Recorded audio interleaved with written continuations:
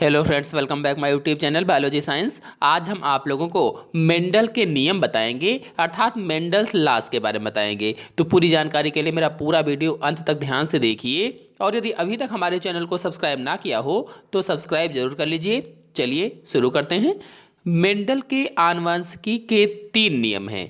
पहला, प्रभाविता का नियम, जिसे एकल लक्षण का नियम भी कहते हैं और अंग्रेजी में लॉ ऑफ डोमिनेंस कहा जाता है।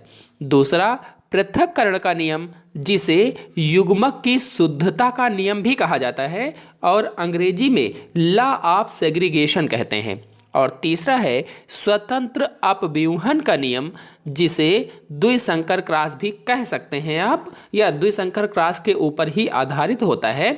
इसे अंग्रेजी में लॉ ऑफ इंडिपेंडेंट असॉर्टमेंट कहा जाता है। तो इन तीनों मेंडल के आनुवंशिकता के नियमों को एक एक करके आपको समझाऊंगा, जिसमें से पहला है प्रभाविता का नियम, अथवा अंग्रेजी में लॉ ऑफ डोमिनेंस भी कहा जाता है। चलिए पहले मेंडल के प्रभाविता के नियम को सरल भाषा में आपको समझा देते हैं, इसके बाद डिटेल से अभी बताएंगे।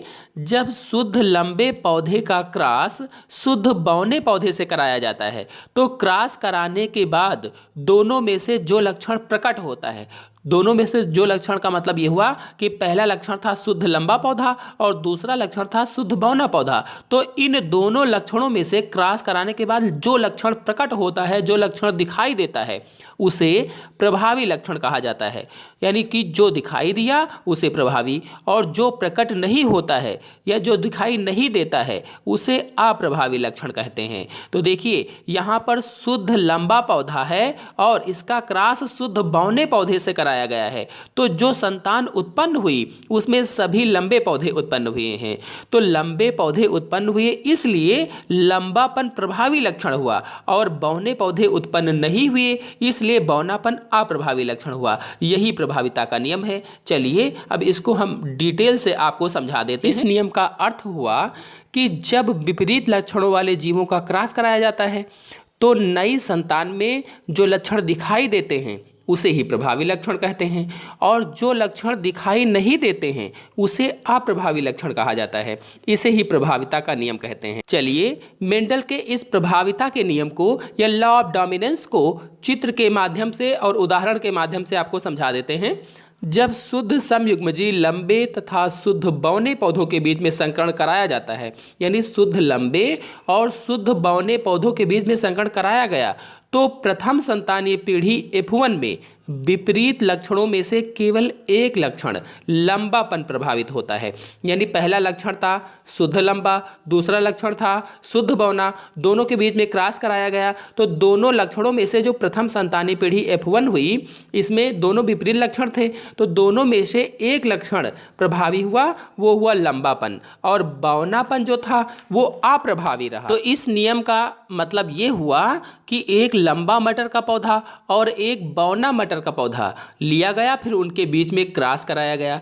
क्रॉस कराने पर इनके गुणसूत्रों में एक ही प्रकार के लक्षणों के जीन्स मौजूद थे।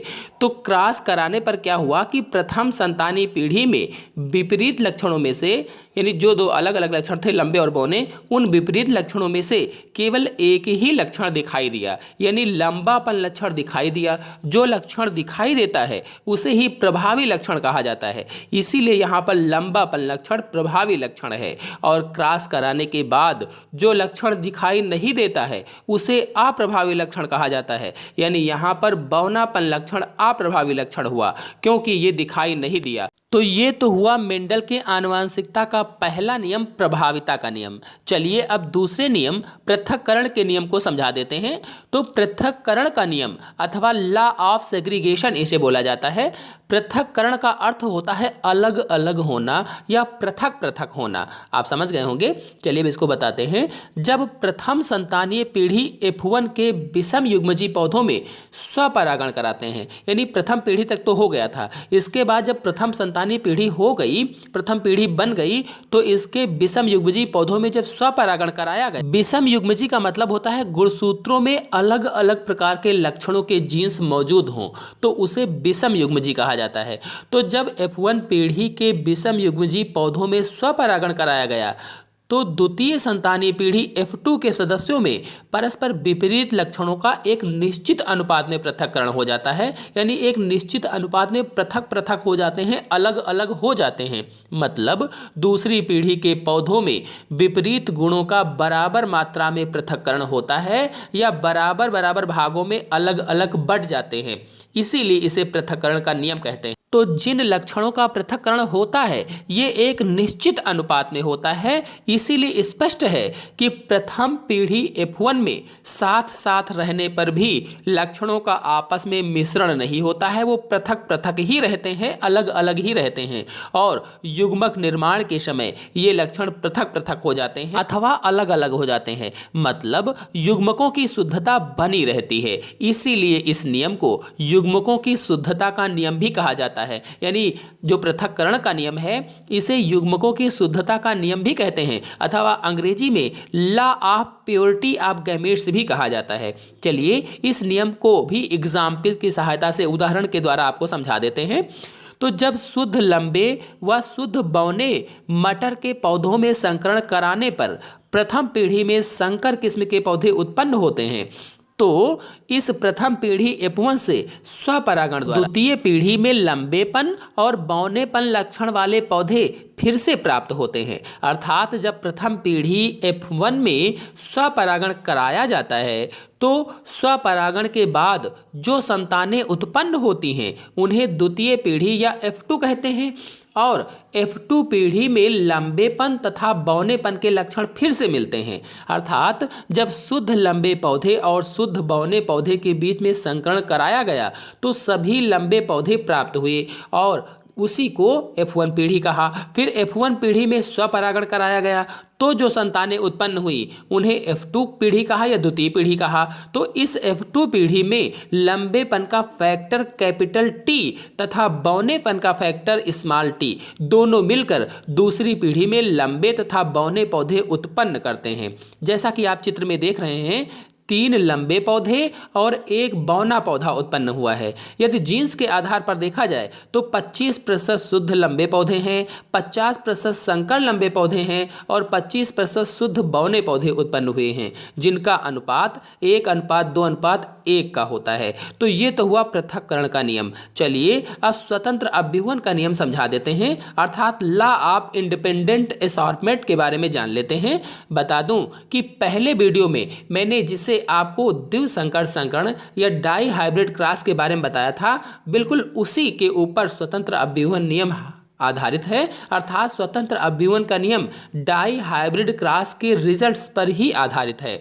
इस प्रकार के संकरण में जब किन्हीं 2 या 2 से अधिक कारक या फैक्टर पेयर्स या युग्मों के लिए 2 जोड़ी विपरीत प्रभावों वाले पौधों के बीच संकरण कराया जाता है तो इन कारकों या फैक्टर का पृथक्करण तथा चयन स्वतंत्र होता है। अर्थात इसका मतलब ये हुआ कि स्वतंत्र अभ्युहन नियम के अंतर्गत जब 2 विपरीत लक्षणों या प्रभावों वाले पौधों में क्रॉस कराया तो एक लक्षण की वंशागति दूसरे को प्रभावित नहीं करती है। चलिए उदाहरण के माध्यम से इस नियम को समझा देते हैं।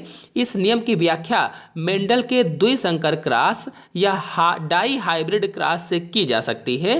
यानी इस नियम को द्विसंकर क्रॉस या डाई हाइब्रिड क्रॉस से तुलना की जा सकती है। मेंडल के डाई हाइब्रिड क्रॉस में F1 पीढ़ी में सभी बीज गोल तथा पीले थे, जैसा कि आप लोगों को पहले बताया था और चित्र में भी आप देख रहे हैं कि जब पीले गोल बीजों को हरे झुर्रीदार बीजों के साथ क्रॉस कराया गया तो प्रथम पीढ़ी F1 में पीले गोल बीज उत्पन्न हुए।